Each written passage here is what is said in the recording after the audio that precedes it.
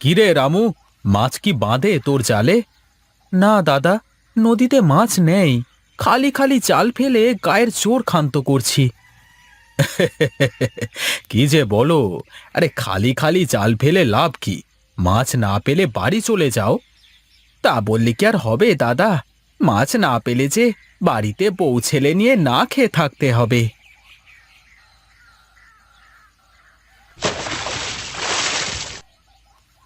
কি রামু, এই জালে মনে হচ্ছে বড় কিছু আটকিয়েছে। তাই তো মনে হচ্ছে দাদা, কিন্তু কি হতে পারে? কি আর হবে, মাছই হবে হয়তো। সাবধানে আস্তে আস্তে টেনে তোল দেখি। যাক, শেষমেশ কপালে তাহলে কিছু জুটলো। ওরে বাবা, এ তো অনেক বড় মাছ। তোমার কপাল ভালো রামু। কপাল আমার ভালো না তোমার ভালো বুঝতে পারছি না দাদা। সেই সকাল থেকে জাল ফেলে একটা মাছও পেলাম না, আর তুমি এসে দাঁড়ালে, জালে এত বড় মাছ আটকালো। কি যে বলো রামু! এই যাক, তোমার তো তাহলে ভালোই হলো। এখন যাও, বাজারে গিয়ে মাছটা বিক্রি করে ঘরে যাও। হ্যাঁ হ্যাঁ, তাই যাবো বটে।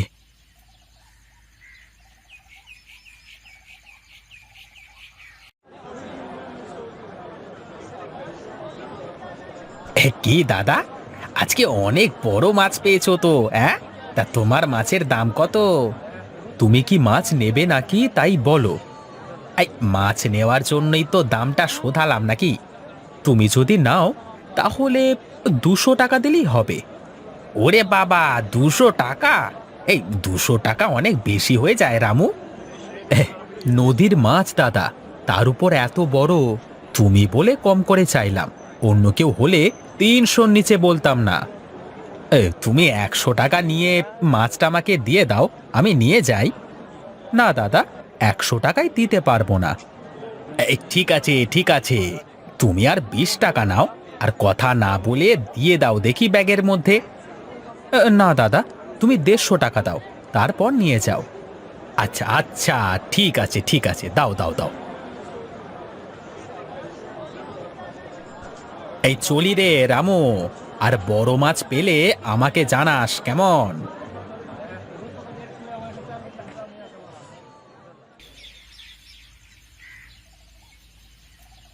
কই গো গিন্নি, কোথায় তুমি? কি হয়েছে? এত জোরে জোরে ডাকছো কেন? এই নাও বাজারের ব্যাগ, আমি গোসলটা সেরে নিই একেবারে।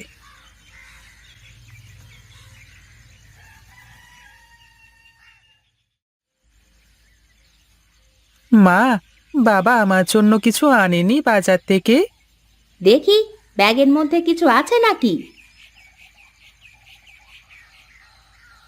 আর যাই হোক, তোর বাবা তোর জন্য চকলেট আনতে ভোলে না কখনো বাজার থেকে। বাবা জানে যে আমার জন্য চকলেট না নিয়ে এলে বাবার সাথে আমি কথা বলবো না, তাই তো রোজ আমার জন্য চকলেট নিয়ে আসে। হ্যাঁ বাবা, কত কষ্ট করে তোর জন্য চকলেট নিয়ে আসে। তাই তো তোকে মন দিয়ে পড়াশুনো করতে হবে বাবা। আমি বড় হয়ে অনেক বড় ডাক্তার হব মা। আমাদের অনেক বড় বাড়ি হবে, গাড়ি হবে। কি গল্প হচ্ছে মা আর ছেলে মিলে, শুনি? তোমার শোনা লাগবে না, বসো, তোমায় খেতে দিই।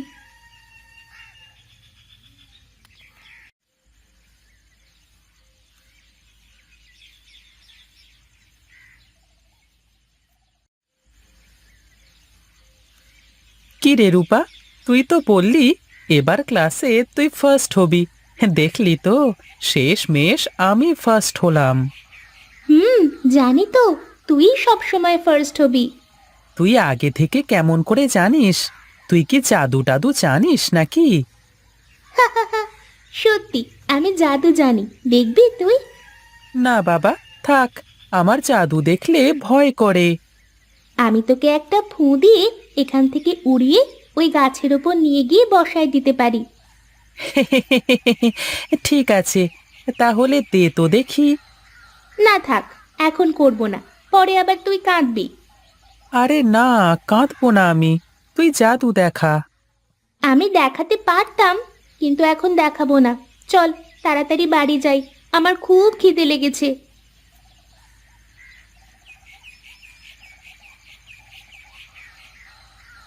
তাহলে যা এখন, কাল তোকে জাদু দেখাবো। ঠিক আছে, কাল যদি জাদু দেখাতে না পারিস তাহলে কিন্তু তোর সাথে আর কথাই বলবো না।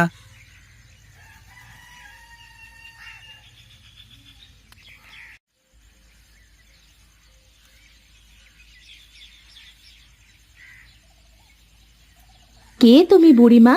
তোমাকে তো ঠিক চিনতে পারলাম না। আমি এক ভিখারি মা, বড্ড ক্লান্তি লাগছে, সারাদিন কিছুই খায়নি। আমাকে কটা খেতে দিবি মা? এদিকে এসো, বসো ঠাকুমা। মা, তুমি ঠাকুমাকে খেতে দাও। এখানে এসে বসো বুড়িমা, আমি তোমার জন্য খাবার নিয়ে আসি।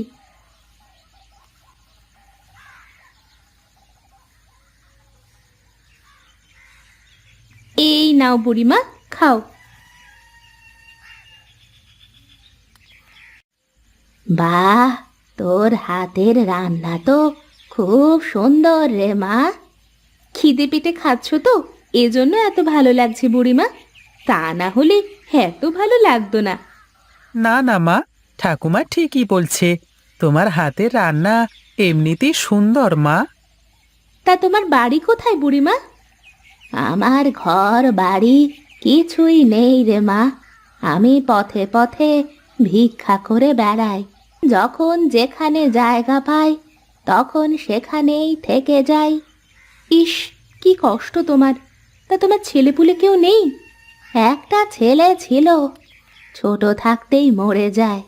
শ্বশুর বাড়ির লোক অপয়া ভেবে তাড়িয়ে দেয়। তারপর থেকে এভাবেই ভিক্ষা করে দিন চলে যায় আমার। আজ থেকে তুমি আমাদের বাড়িতে থাকবে বুড়িমা, তোমাকে আর ভিক্ষা করতে হবে না। হ্যাঁ বুড়িমা, এই গরিবের ঘরে তোমার থাকা খাওয়া নিয়ে কোনো চিন্তা নেই। আমরা যা খাই তুমিও তাই খেয়ে থাকবে আমাদের সাথে। তুমি কেঁদো না বুড়িমা, যার কেউ নেই তার জন্য একজন আছে। তোরা খুব ভালো মানুষ মা, তোদের মঙ্গল হোক। আজ থেকে তুমি আমাদের বাড়িতেই থাকবে আর আমাকে চাঁদের বুড়ির গল্প শোনাবে।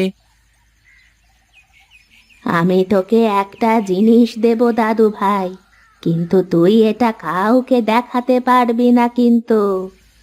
ঠিক আছে ঠাকুমা, আমি কাউকে বলবো না।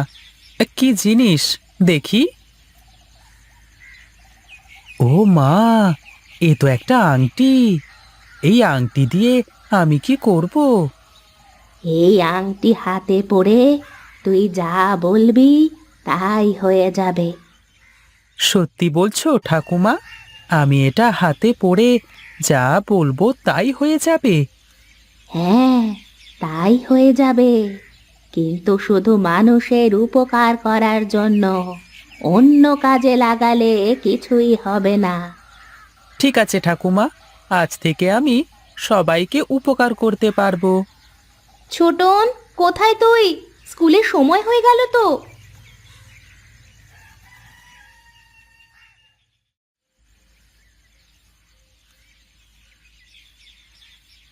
এ কি, সাঁকোটা তো ভেঙে গেছে, এখন আমরা স্কুলে যাব কি করে?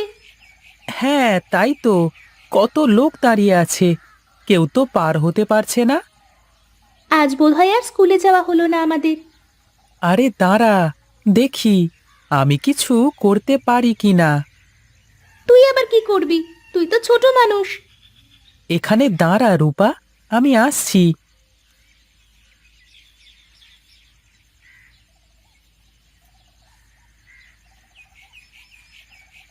চল রূপা, আমরা আগে পার হয়ে যাই।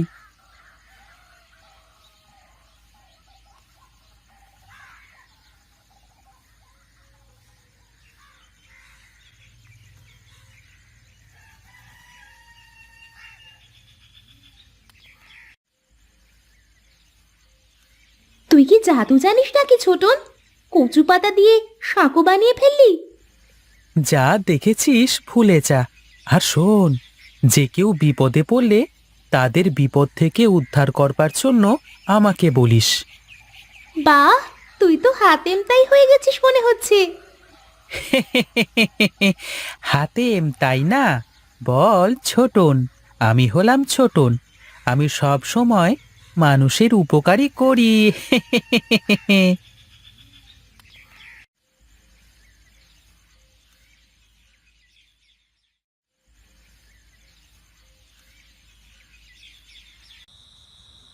ঠাকুমা, তুমি কি জাদু জানো নাকি? কেন দাদু ভাই, হঠাৎ করে এ কথা বললি যে? আজ তোমার সেই জিনিসটা দিয়ে আমি একটা কাজ করেছি ঠাম্মা। আরে কি নিয়ে কথা হচ্ছে? আমি তো কিছুই বুঝতে পারছি না। তোমাকে বুঝতে হবে না বাবা। আসবার সময় তুমি খালে নতুন সাঁকো দেখতে পেয়েছো? হ্যাঁ রে বাবা, আগে সাঁকোটা ভাঙা ছিল, কিন্তু পাশে একটা নতুন সাঁকো দেখলাম। মনে হলো কচু পাতা দিয়ে সাঁকোটাকে বানানো। কি ব্যাপার, ঠাকুমা আর নাতি দুজনে মিটিমিটি হাসা হচ্ছে? কারণটা কি? ও তোমাদের না শুনলেও হবে মা, আমি আর আমার নাতি জানলেই হবে। বাহ, এই দুদিনেই আমার ছেলে আর তোমার মধ্যে বেশ ভাব হয়েছে বুড়িমা। তোর ছেলেটা একটা সোনার টুকরো বাবা, এই ছেলে তোর মুখ উজ্জ্বল করবে, দেখিস। সেই আশায় তো আছি বুড়িমা। কষ্ট দুঃখ করি তো ওকে, তাই লেখাপড়া শেখাচ্ছি। চিন্তা করিস নে বাবা, তোর সংসারে আর অভাব থাকবে না। একদিন তোর সব হবে বাবা।